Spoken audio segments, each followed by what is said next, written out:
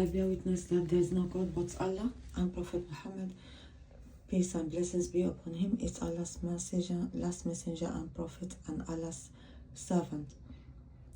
Hello and welcome to all of you. Today I will be discussing with you about the migration of Prophet Muhammad, peace and blessings be upon him, from Mecca to Medina.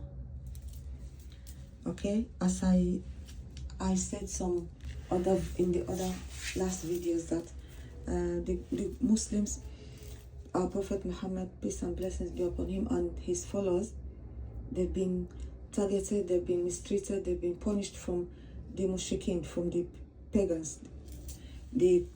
pagans in Mecca, so the disbelievers, for years, about 13 years since Allah sent Prophet Muhammad, peace and blessings be upon him.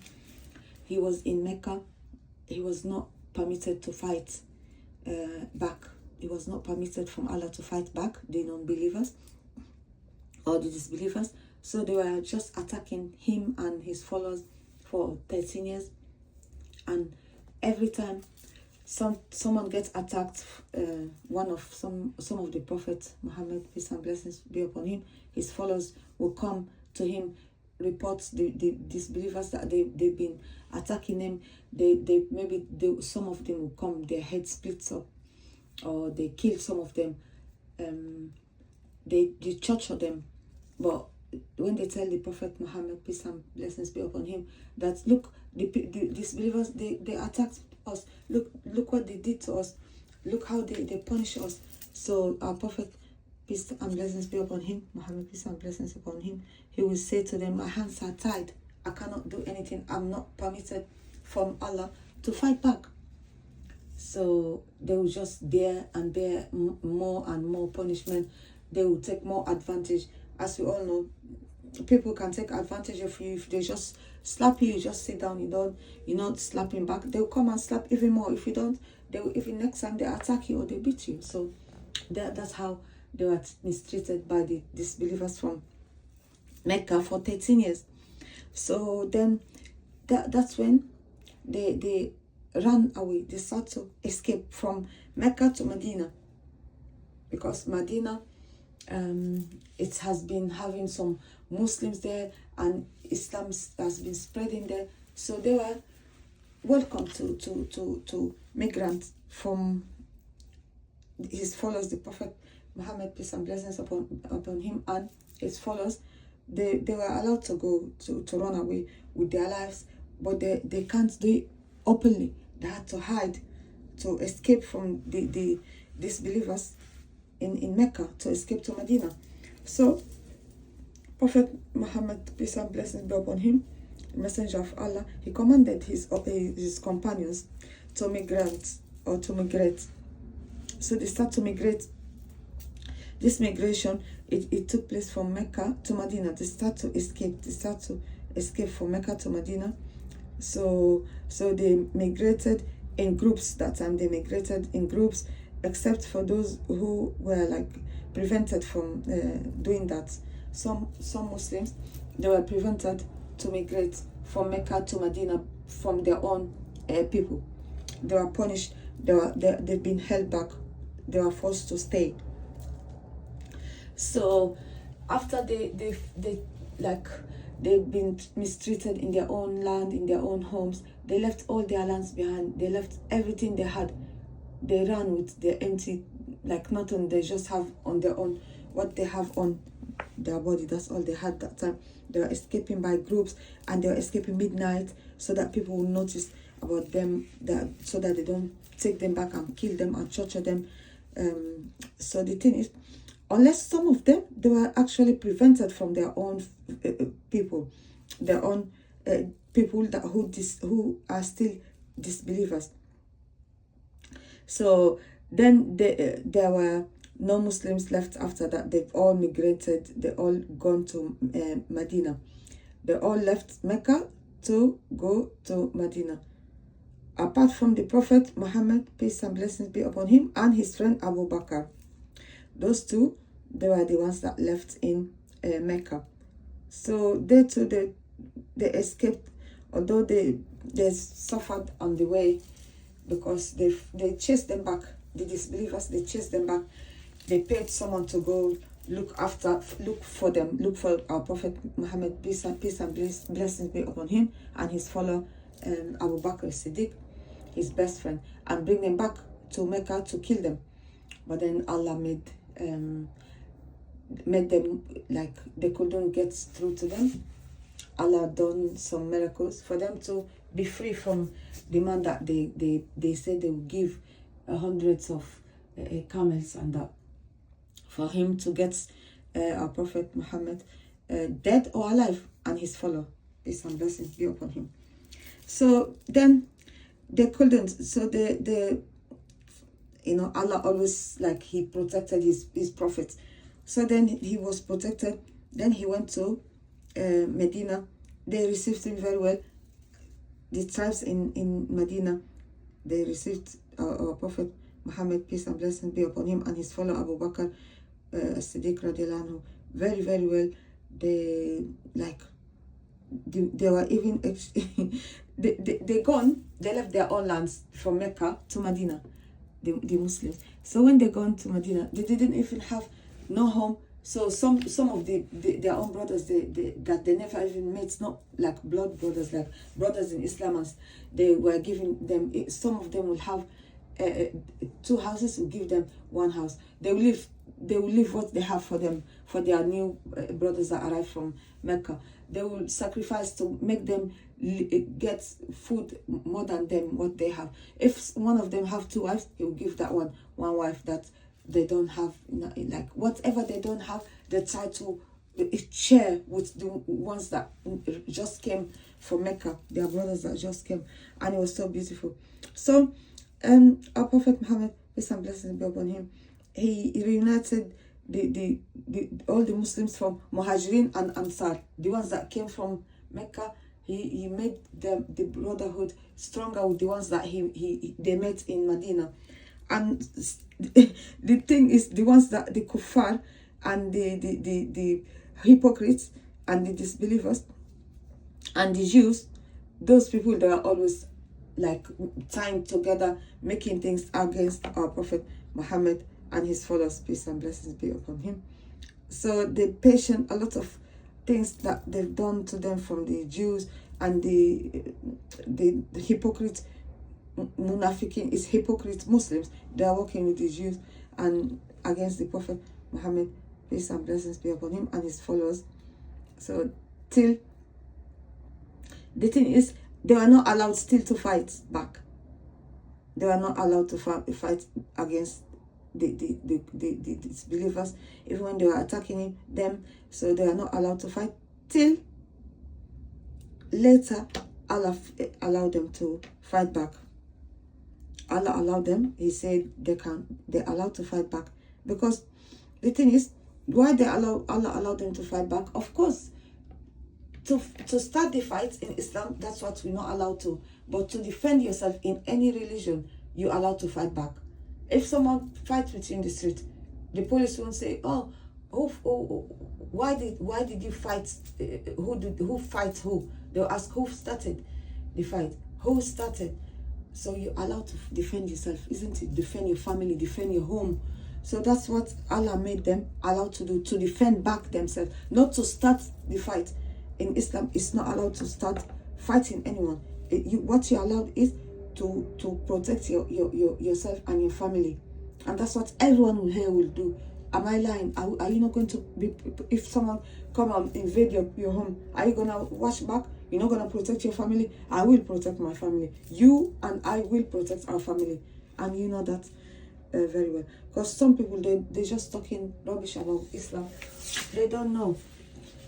So there you go, 13 years of since Allah sent Prophet Muhammad, peace and blessings be upon him, as a prophet, as a messenger to the whole world, to teach them about the oneness of Allah and like how well behaved people they should be. And he was the biggest example of how well behaved person is supposed to be and well respected. He's been he was called the most truthful person, you know.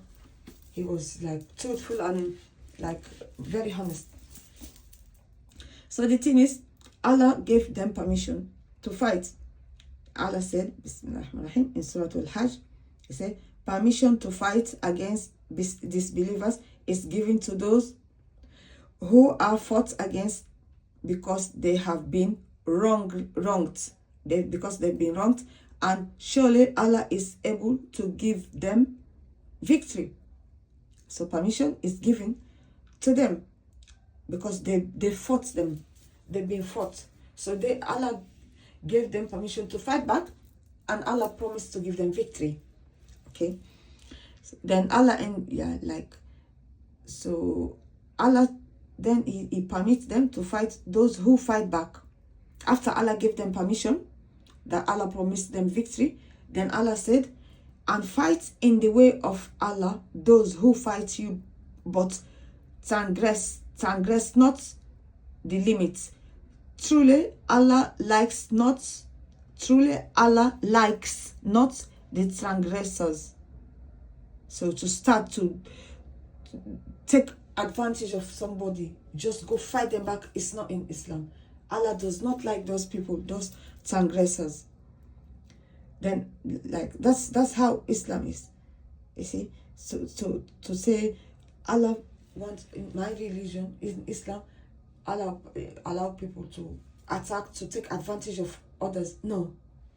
That's forbidden in Islam. So the thing is, just some people that don't know, they just want to spread lies, rumors, or things that's not true. They're not honest. They just want to spoil the name of Islam to make their own religion look better. Look, oh, look at me, our religion is the best or something. But this is evidence from the Holy Quran. So this is from the Holy Quran. Well, how come? Yeah, Surah Al-Hajj and Surah Al-Tawbah. Surah Al-Hajj, the one that says, and fight in the way of Allah those who fight you, but transgress not the limits. Truly Allah likes not the transgressors. This is from Al-Baqarah. Surah Al-Baqarah, the chapter of the cow. Surah Al-Baqarah. Then Allah commanded them to fight the mushrikeen, the disbelievers. He said in Surah Al-Tawbah, chapter of Al-Tawbah, Allah said, Bismillahirrahmanirrahim, and fight against the mushrikeen, the disbelievers, and fight against the mushrikeen, that means the disbelievers, in the oneness of Allah, collectively as they fight against you, collectively. You fight against them collectively as they fight against you. But Allah doesn't want people to start the fight. Allah said, Bismillah, وَقَاتِلُوا فِي سَبِيلِ اللَّهِ الَّذِينَ يُقَاتِلُونَكُمْ وَلَا تَعْتَدُوا إِنَّ اللَّهَ لَا يُحِبُّ الْمُعْتَدِينَ. Fight in the way of your Lord those who fight you, but fight them back, but do not, start the fight. Allah does not like people that who take advantage of others, or who starts to do harm to others. If someone do something to you, you fight back, but don't start out of nowhere, just take advantage of innocent people, would fight them back. That's not in Islam. So I just want to clarify some important points here to you, those who doesn't know. They might hear something from the media or from someone say something, and they do not know the right information. So I'm just here as I'm not a messenger of anything. We don't call ourselves messengers. Our last prophet and messenger is our Prophet Mohamed ﷺ. But me, I believe that I have the right to come and advise you. I'm here as an advisor. I advise myself, I warn myself, and I warn whoever need to be. I'm putting it publicly as big advice, maybe as a warning as well. Whoever, this is warning not for me, from Allah. Because the Quran is the word of Allah and the word of the truth. Whatever Allah said, we should take it. If you don't take it, in the day of judgment, you might regret it. when you regret it, that times there's no come back here and say, oh, I'll come and believe Allah. I see that, oh, Islam is the truth. No, you have time to find out and research into honest sources. Don't go and just type different websites. You need to ask, go to the imam, go to the mosque, research in the places that is trustworthy places about Islam. Then you know the truth about Islam and about Allah, so that you don't go astray. Just because some people, they're scared their own position in the community. They're scared of them might, even if they know the truth about Islam, they're just worried. They're just scared human beings. They're scared of their wives, or they're scared of their churches. But tell me, those people cannot help you. When you die, you leave this world, nobody will go and save you from Allah's punishment. That's why Allah gave us sense. You see, Allah gave us sense. Allah showed us the true path from the false path. This is two roads here. Allah show you that road, you follow, you're gonna get victory. In the day of judgment, you as long as you follow the right path in this, you start from here, this wall. When you start, you follow the right path, you die on that right straight path. You don't bend, go left and right. You don't take joint partners with Allah. You say, oh, that's God, that's the Son of God, that's the Trinity, whatever. I don't know.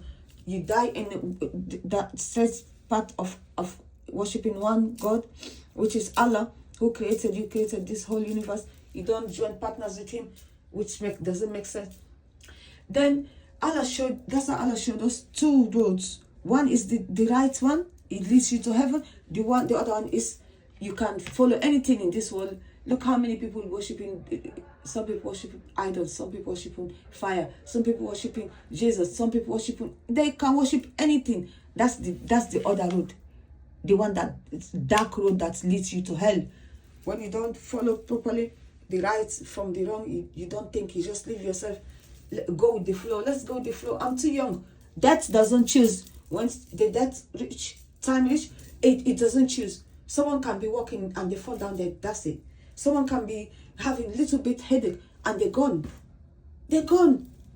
Nobody can stop this death. Nobody can stop themselves from getting sick. That's how you know that we are weak. We are ordinary human beings. If Jesus can get sick and can get ill and can go to the toilet, can do anything like us human, normal people do. So what's special about that? About him, apart from we believe that he's a unique prophet, like all Allah's other prophets, they're all unique to us, but we cannot take them higher than they are ordinary. They are human beings. They're more than us. We are ordinary ones, but because they are prophets from Allah, so they have more better position than us, the ordinary human beings, because they are prophets from Allah. But they're not. That doesn't make them become gods to worship. No way. No way. Allah can forgive any other sin we do when we ask Him to forgive. Even in the day of judgment, He can forgive anything because Allah is the most merciful. Like there's nothing comparing to Allah's merciful. But Allah can never forgive someone that joined partners with Him. So please, I'm calling you to Islam. Whoever's listening to me, I'm calling you to Islam before it's too late. This is what I'm here for. And I will never stop to advise everyone before it's too late. In the day of judgment, Allah will ask you, did someone advise you and you heard that message and the person asked you to go and research about the truth? Why did you not research? Why did you stay till you die in that disbelief? Worshipping other people, other things apart from Him. Then it's going to be all your fault. In fact, that's why Allah has been sending us prophets. Allah gave us sense to think, to the right from the wrong, and Allah sent prophets. Yeah, all those prophets, Noah, Moses, Joseph, whatever, Moses, all those, Jesus, and our Prophet Mohamed, sallallahu alaihi wasallam, peace and blessing be upon him. He's the last and final prophet and messenger of Allah. messenger. But what's special about him? That he was sent to me and you, to the whole universe. You see? To the whole universe. To advise them to come into worshiping only one God. That God is the same God all the other prophets has been warning their people to worship. The oneness of God. Worshiping only one God. Allah. Allah. It's called Allah. Okay. Anyway, thank you so much for listening. Don't forget to like and subscribe to my channel. And it's not really fair you enter my channel and you listen to my videos and you don't like, you don't subscribe. That's not fair to do. So be honest, be fair, and for the effort I take, my time I take to tell you and advise you about the truth you should believe, the truth, the true religion, the truth of everything about Islamic religion, which is the religion of worshipping only one Allah, which me and you, everyone who is honest, should be joining, you know. So thank you so much for watching. Don't forget to like and subscribe. Thank you. See you again.